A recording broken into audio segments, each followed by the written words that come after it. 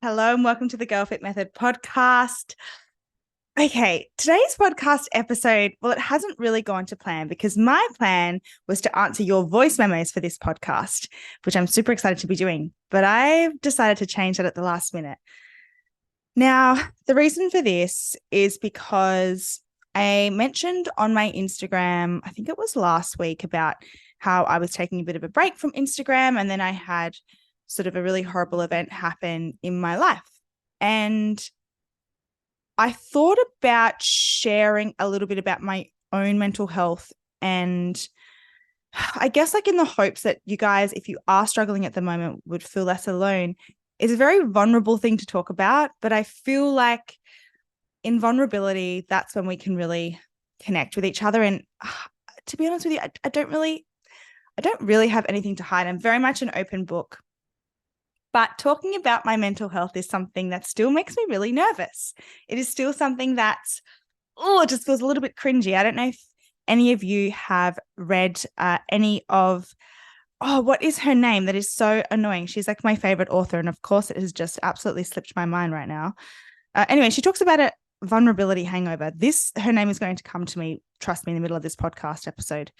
Oh, it's on the tip of my tongue. Anyway, basically when you're vulnerable about something and you share something, how afterwards you overthink it and you think, oh my goodness, I shouldn't have shared that much, which I'm sure you guys have experienced. But that doesn't necessarily mean that thing that we shared, we shouldn't have shared. It's just that vulnerability is a scary thing. And we do have this feeling that when we're vulnerable and people can really see us and see our weaknesses, that they will somehow think less of us.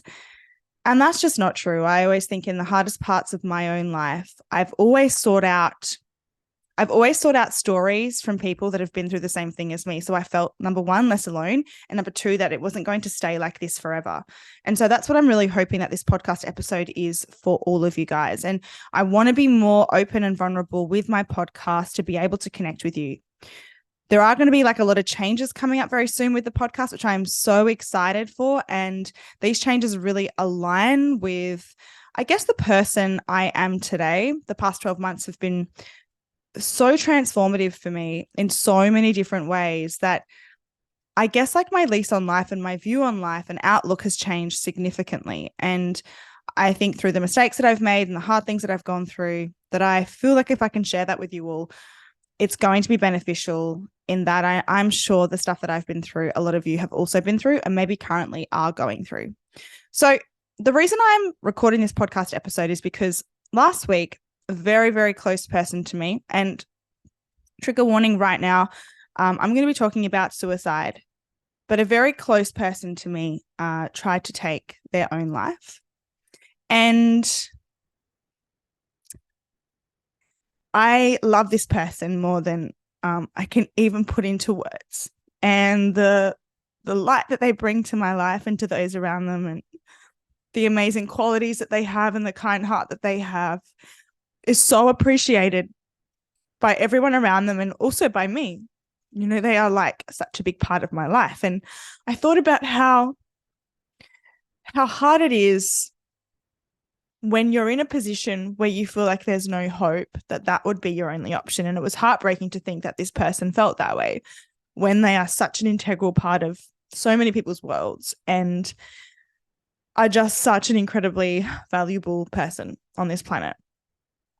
And it just got me really reflecting on my own journey with my own mental health. And I've shared little bits and pieces about the past 12 months and how difficult it's been for me. I've been through a divorce, and funny enough, I actually just officially, legally became divorced yesterday. And I was been really reflecting on my life and I guess the hard times and what I've learned through those hard times. Now, I guess my journey with mental health started back when I had an eating disorder. That was I guess like growing up, I can look back now and think I definitely did have anxiety, but I wasn't quite aware of it. So my anxiety manifested in being very rigid, very routine. Even as a young girl, I would always make sure my room was spick and span, and I really needed to just have things in order. Like routine, not being in routine would completely throw me off. And I think a big part of that was because I felt like I was somewhat in control. So I didn't realize that was anxiety, but I feel like that was potentially something that, sorry, oh my gosh, my nose is running. I didn't even bring tissues here. Sorry for anyone that's watching on YouTube. That kind of manifested in that way, right? So as I got older, I ended up having an eating disorder, which you guys know about, anorexia, which landed me in hospital and made me really unwell. Now, thinking back to that again, that was very circumstantial. So that was my environment that I was in at the time. I was in a very unhealthy environment. I had some traumatic events kind of happen, and I wasn't quite sure how to process that. I felt very alone at that time. And before I knew it, I had this full-blown eating disorder. And I remember going to the doctor and him diagnosing me with anorexia. And I thought, what? Like me? Anorexia? I remember thinking of these TV shows in Australia. It was called A Current Affair, and they'd always have these young girls on there that would refuse to eat, and they looked so skinny, and you'd look at them and you'd be like, how can you not see what I'm seeing? Like, you need to eat. And I never even recognized myself in that girl until it was pointed out to me. Anyway, I sought help for that. You guys know a bit about my journey around that. But the things that have kind of lingered on in my life have been definitely anxiety and depression.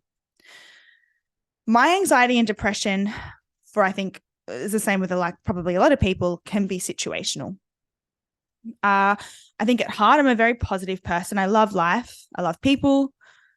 But I've spent a lot of my life in environments that have been very toxic. And as a result, a coping mechanism for me has been to control. So I felt in control of certain things. And that didn't just look like back when I had my eating disorder, when I controlled food and exercise, but it also looked like how clean my house was, like absolute clean freak. Like I said, routine and order was always very important to me. Planning ahead was always really very important to me. And that was just the way that I kind of dealt with the situation that I was in. Depression also was situational. I guess, like, if I go back a little bit, a couple of years ago, I got diagnosed with complex post-traumatic stress disorder from prolonged trauma that I was in. I get really emotional. And this really manifested in me feeling really sad a lot of the time, but also disassociating. And you may have heard of this before, and maybe you've experienced it in your own life, but it's when things are too difficult that you just emotionally cut off from those around you and just literally from the world. And I remember just walking around feeling like I was the boy in the bubble, like looking at people and feeling so perplexed at how they were connecting with each other. I just could not connect with people. It was a really horrible feeling. And I spent a couple of years actually feeling that way. And I thought it was depression. And I didn't realize, I had no idea what disassociation was. And it was a way that my brain was trying to keep me safe and I guess deal with the trauma. Anyway, throughout my 20s, I really struggled, and I wasn't quite aware that a lot of these behaviors that I was doing, which was self-isolation, having to control what I was eating, how much exercise I was doing, how routine I was, how clean I kept the house, were all coping mechanisms for the fact that I was incredibly sad, incredibly anxious, and very depressed. I also felt like I was somebody that didn't like receiving sympathy. And that's a big reason why I do find it hard to open up, is because I hate the idea that people think I'm sharing things for attention.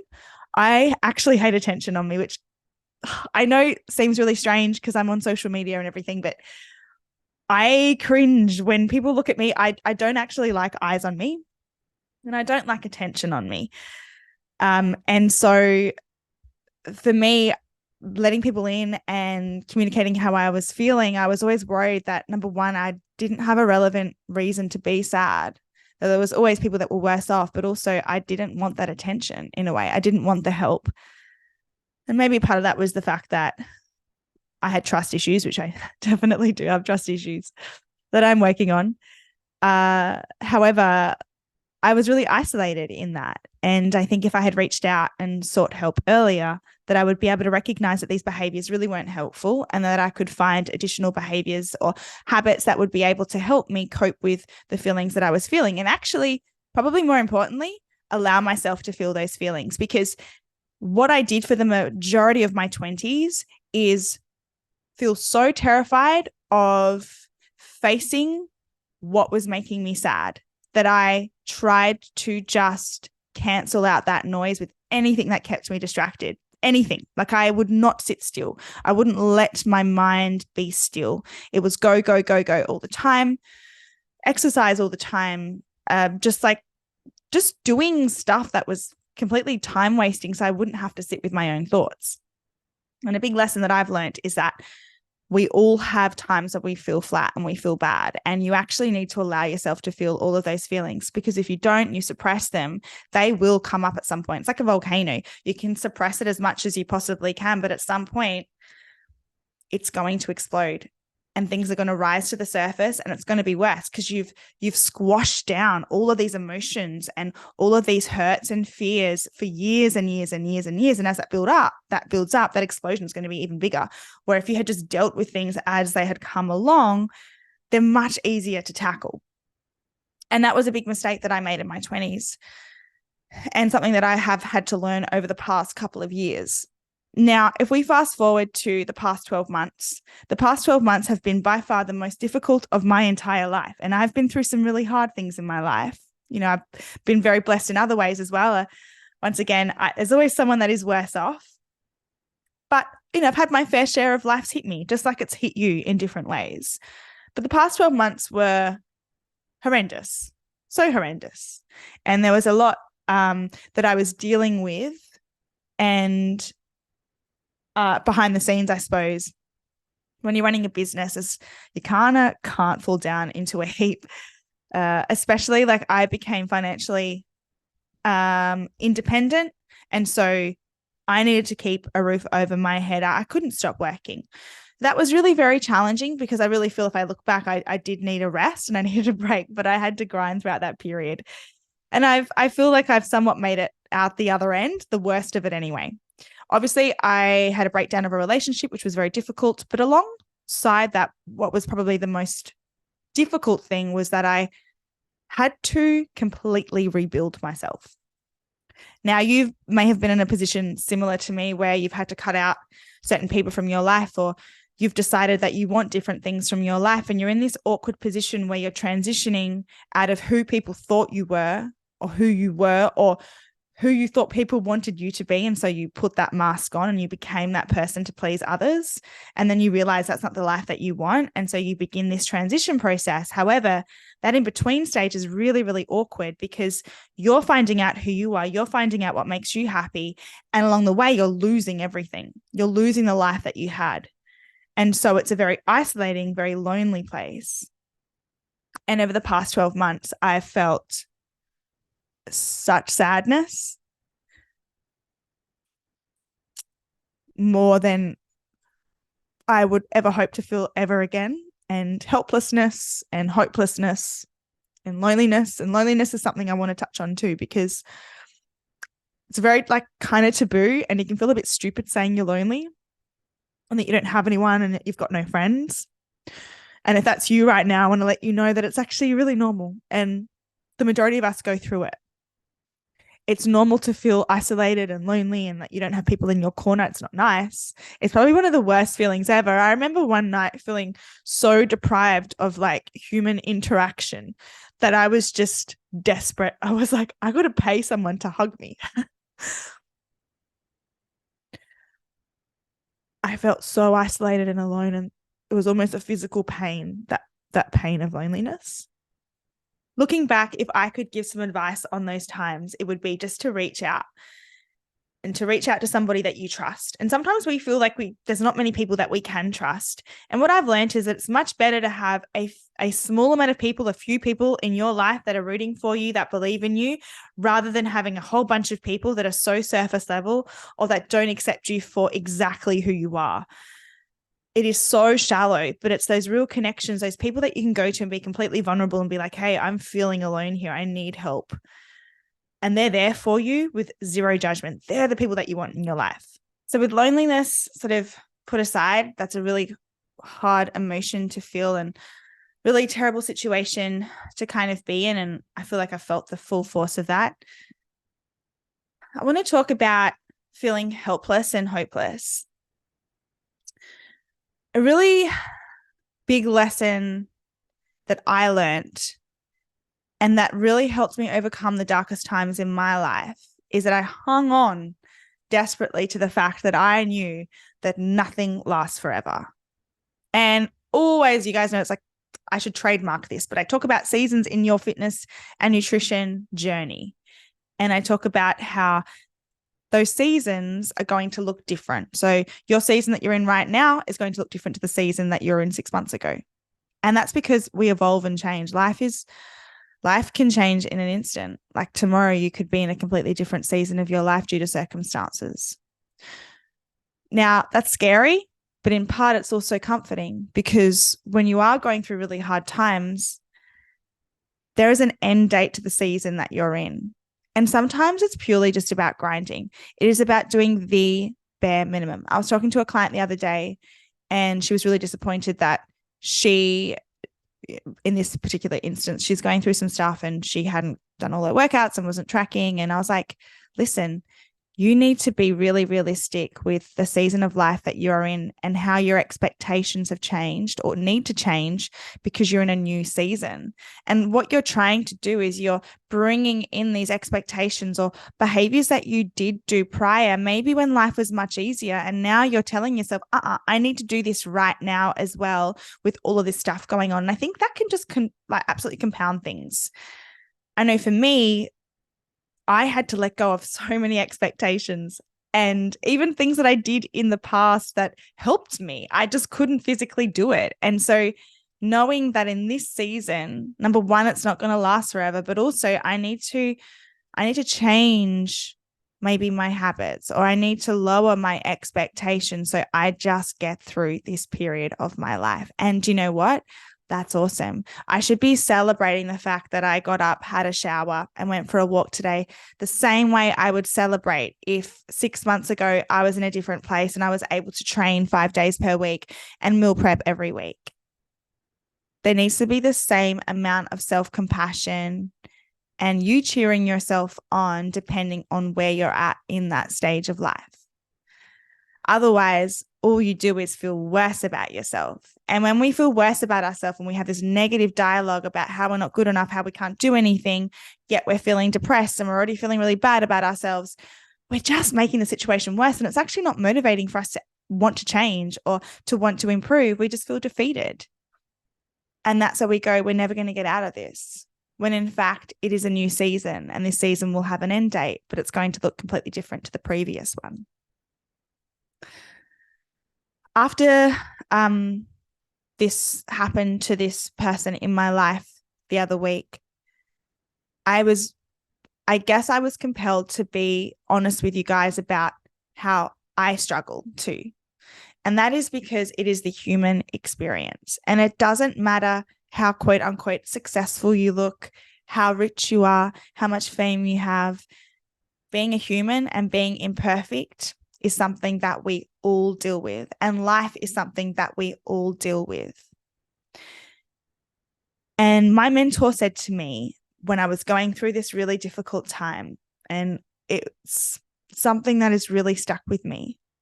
And it was a shift in my mindset. And he said to me, and to be honest with you, when he first said it to me, it kind of pissed me off because I was like, yeah, easy for you to say, but in this moment, I feel like I'm dying. Like, this is so hard. And he said to me, life doesn't happen to you, it happens for you. And my first reaction was like, yeah, that's lovely. But right now I'm struggling to like even get through the day. So yeah, thank you. But all this like horrible stuff has happened. And how can I view it that way? And it took me some time to really dwell on it. And I thought, well, the only difference between me feeling somewhat okay today and feeling terrible today is the way that I am viewing the circumstances that I am in. And I want to just make a little caveat here, because I've also been deeply depressed before, and sometimes you just don't have that mental strength to even think that way. So I understand that point of view. And I would always obviously recommend going and making sure you're seeing a doctor, seeing a therapist, and working through that, because sometimes you can feel so low that just trying to change your mindset is like almost impossible. And I really feel like sometimes there's a need for medication. Then I've been on medication.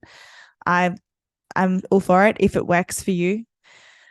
I just wanted to put that little caveat in there. But that was a real game changer for me, because I thought, well, okay, as hard as it is, and on those days where I felt like I couldn't change my mindset, I was adamant that I was going to do my best to even view little small things in my life as a means to learn, as opposed to it being me, the victim of life. I wanted to take back that power. And the way that I was able to reshift the way that I thought about things was, I kind of felt, and I have felt in my life, hard done by in some ways. And I think we all have, right? And that's a very victim mentality kind of thing. I'm not proud of saying that I have felt like that, but I have. I felt very angry at certain people, at certain situations. And that wasn't really getting me anywhere. All it was keeping me stuck and feeling sorry for myself, which didn't help. And that line of life happens for us,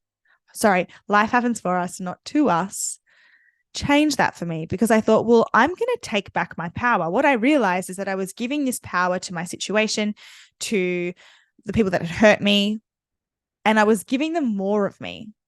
So not only had I felt like they had taken something from me, maybe they had taken opportunities from me, they had taken love from me, they had used me, whatever it is, in whatever situation you're in where you're angry at somebody who's misused you, and there's valid reason to feel angry.